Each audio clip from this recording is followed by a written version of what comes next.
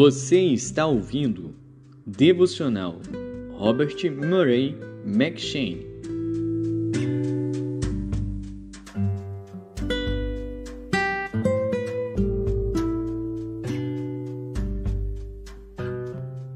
Gênesis.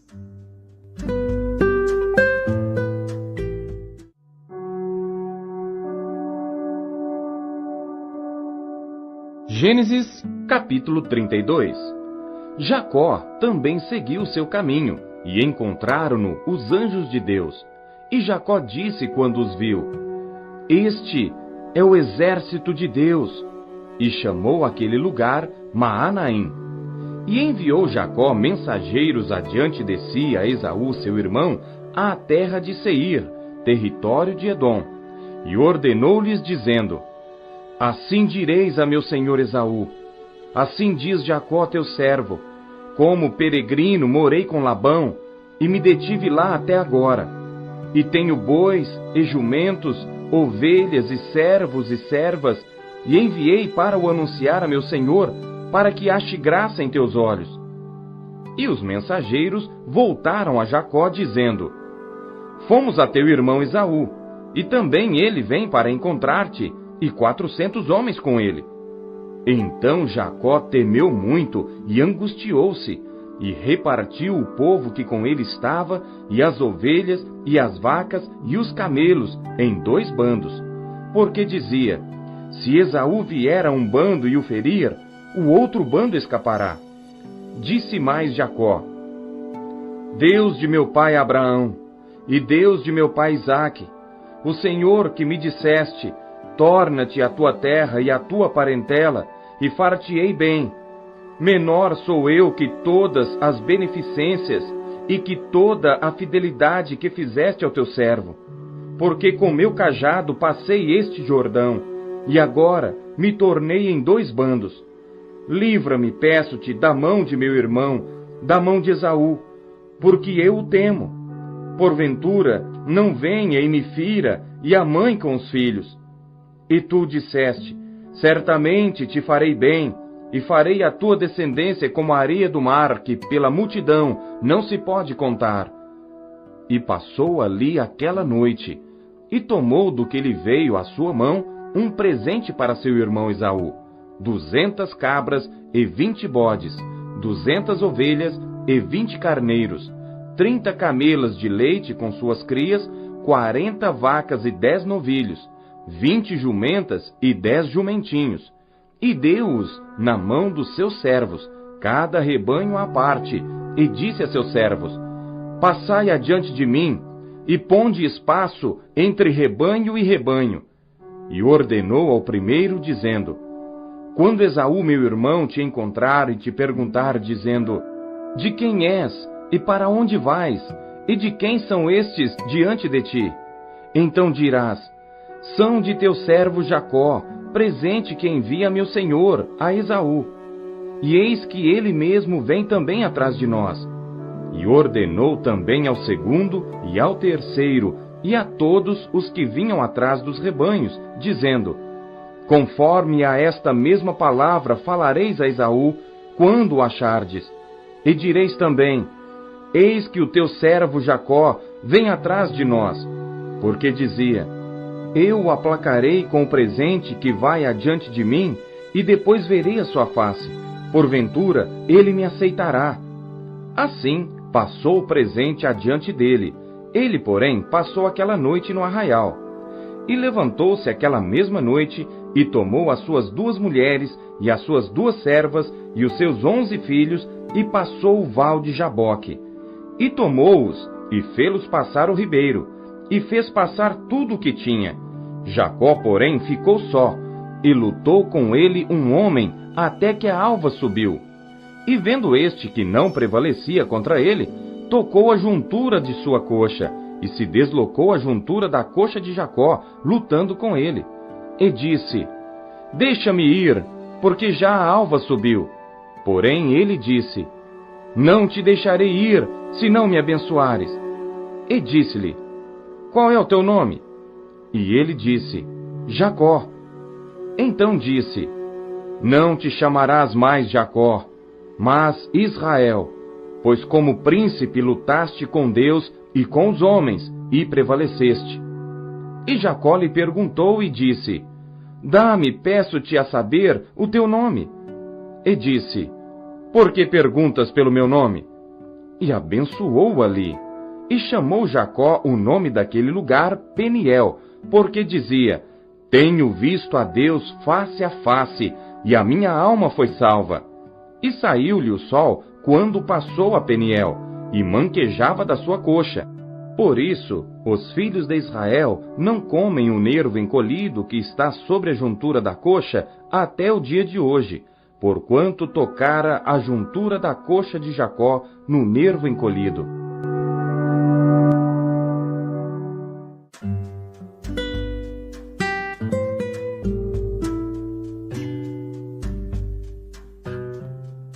Marcos.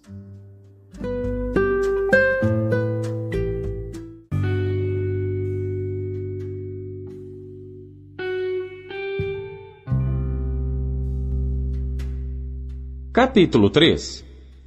E outra vez entrou na sinagoga, e estava ali um homem que tinha uma das mãos mirrada, e estavam observando-o se curaria no sábado para o acusarem.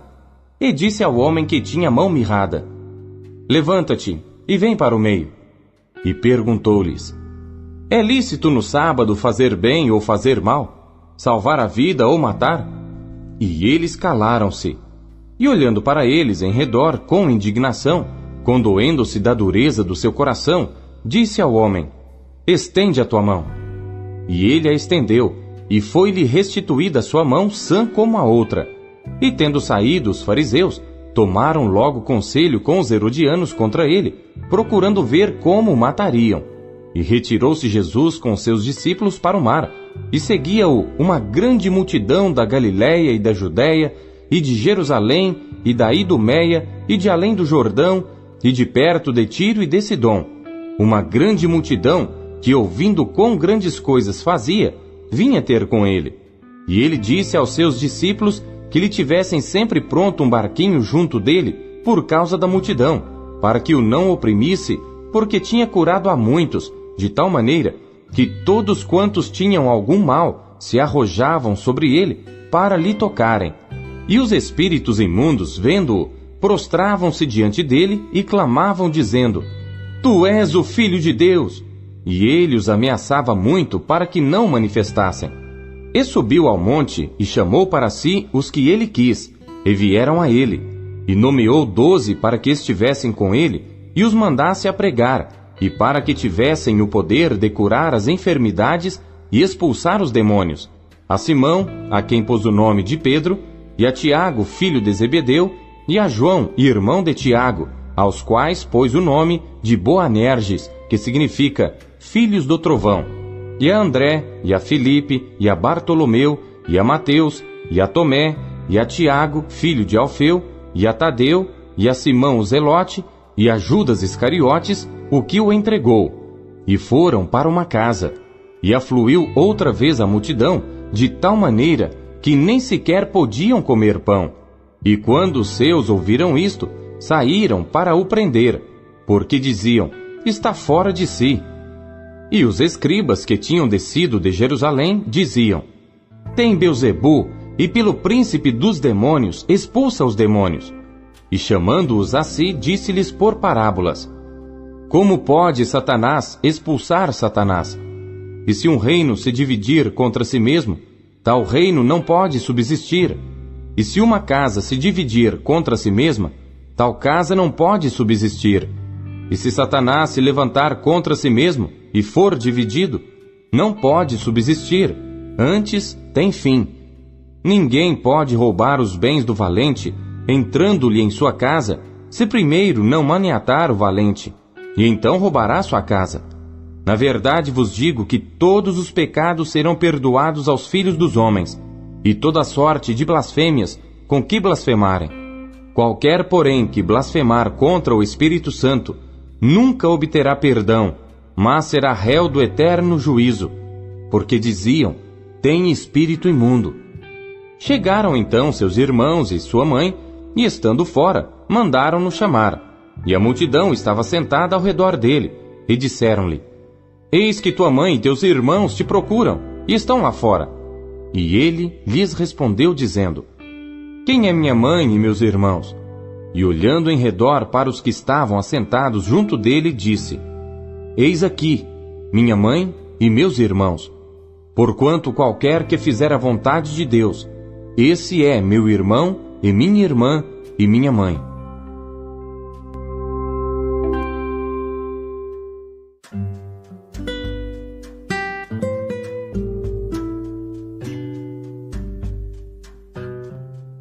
Esther.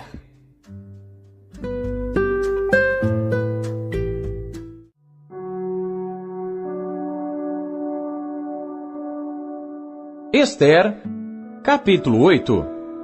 Naquele mesmo dia, deu o rei Assuero a rainha Esther à casa de Amã, inimigo dos judeus.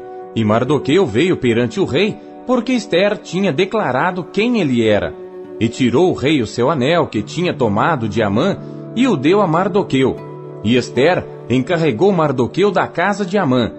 Falou mais Esther perante o rei, e se lhe lançou aos seus pés, e chorou, e lhe suplicou que revogasse a maldade de Amã o Agagita, e o intento que tinha projetado contra os judeus. E estendeu o rei para Esther o cetro de ouro. Então Esther se levantou, e pôs-se em pé perante o rei, e disse: Se bem parecer ao rei, e se eu achei graça perante ele, e se este negócio é reto diante do rei, e se eu lhe agrado aos seus olhos, escreva-se que se revoguem as cartas concebidas por Amã, filho de Amedata, o Agagita, as quais ele escreveu para aniquilar os judeus que estão em todas as províncias do rei. Pois como poderei ver o mal que sobrevirá ao meu povo? E como poderei ver a destruição da minha parentela? Então disse o rei Assuero à rainha Esther e ao judeu Mardoqueu: Eis que dei a Esther a casa de Amã, e a ele penduraram numa forca, porquanto estender as mãos contra os judeus. Escrevei, pois, aos judeus, como parecer bem aos vossos olhos, em nome do rei, e selai-o com o anel do rei, porque o documento que se escreve em nome do rei, e que se sela com o anel do rei, não se pode revogar. Então foram chamados os escrivães do rei, naquele mesmo tempo, no 3º mês, que é o mês de Sivan, aos 23 dias. E se escreveu conforme a tudo quanto ordenou Mardoqueu aos judeus, como também aos sátrapas e aos governadores e aos líderes das províncias, que se estendem da Índia até Etiópia, 127 províncias, a cada província segundo o seu modo de escrever, e a cada povo conforme a sua língua, como também aos judeus, segundo o seu modo de escrever e conforme a sua língua.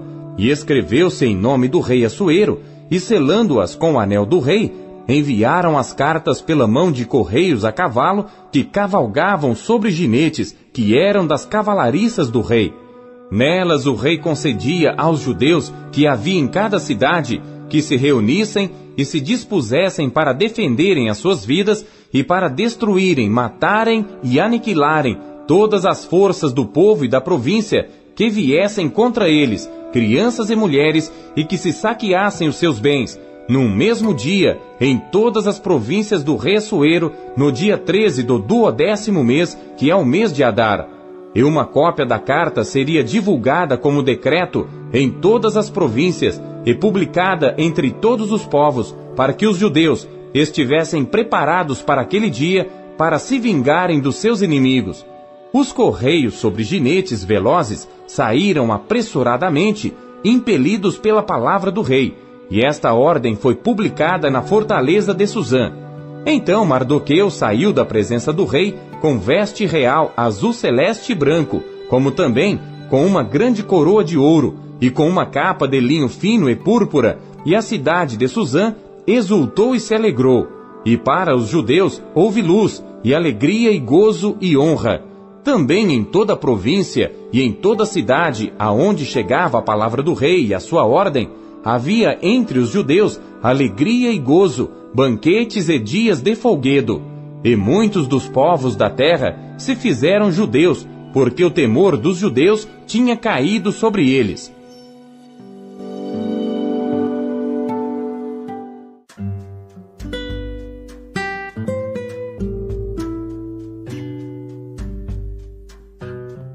Romanos.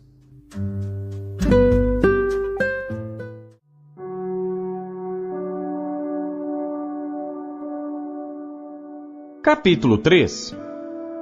Qual é, pois, a vantagem do judeu? Ou qual a utilidade da circuncisão? Muita em toda maneira, porque primeiramente as palavras de Deus lhe foram confiadas. Pois que, se alguns foram incrédulos, a sua incredulidade aniquilará a fidelidade de Deus? De maneira nenhuma. Sempre seja Deus verdadeiro e todo homem mentiroso, como está escrito, para que sejas justificado em tuas palavras e venças quando fores julgado.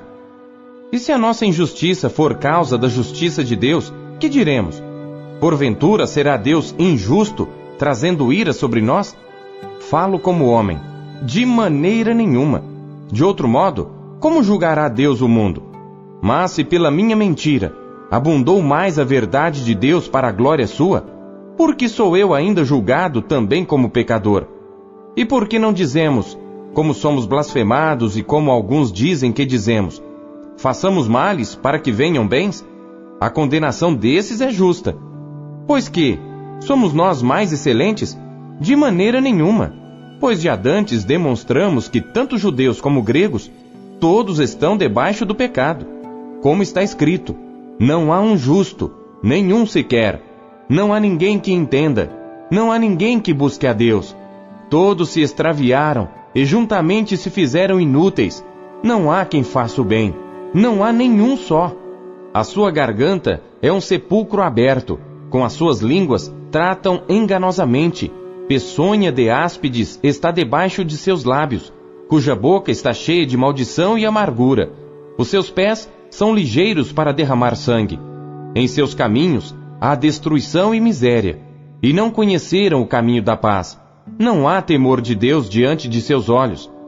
Ora, nós sabemos que tudo que a lei diz, aos que estão debaixo da lei o diz, para que toda a boca esteja fechada e todo mundo seja condenável diante de Deus. Por isso, nenhuma carne será justificada diante dele pelas obras da lei, porque pela lei vem o conhecimento do pecado. Mas agora se manifestou sem a lei a justiça de Deus, tendo o testemunho da lei e dos profetas, isto é, a justiça de Deus pela fé em Jesus Cristo, para todos e sobre todos os que creem, porque não há diferença. Porque todos pecaram e destituídos estão da glória de Deus, sendo justificados gratuitamente pela sua graça, pela redenção que há em Cristo Jesus, ao qual Deus propôs para propiciação pela fé no seu sangue, para demonstrar a sua justiça pela remissão dos pecados dantes cometidos, sob a paciência de Deus, para demonstração da sua justiça neste tempo presente, para que ele seja justo e justificador daquele que tem fé em Jesus. Onde está logo a jactância? É excluída. Por qual lei? Das obras? Não, mas pela lei da fé. Concluímos, pois, que o homem é justificado pela fé sem as obras da lei. É porventura Deus somente dos judeus? E não é também dos gentios? Também dos gentios, certamente, visto que Deus é um só, que justifica pela fé a circuncisão e por meio da fé a incircuncisão. Anulamos, pois, a lei pela fé? De maneira nenhuma. Antes estabelecemos a lei.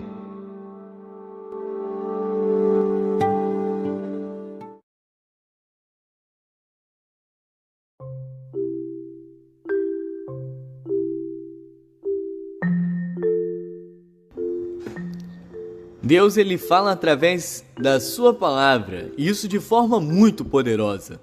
O que ele lhe falou hoje?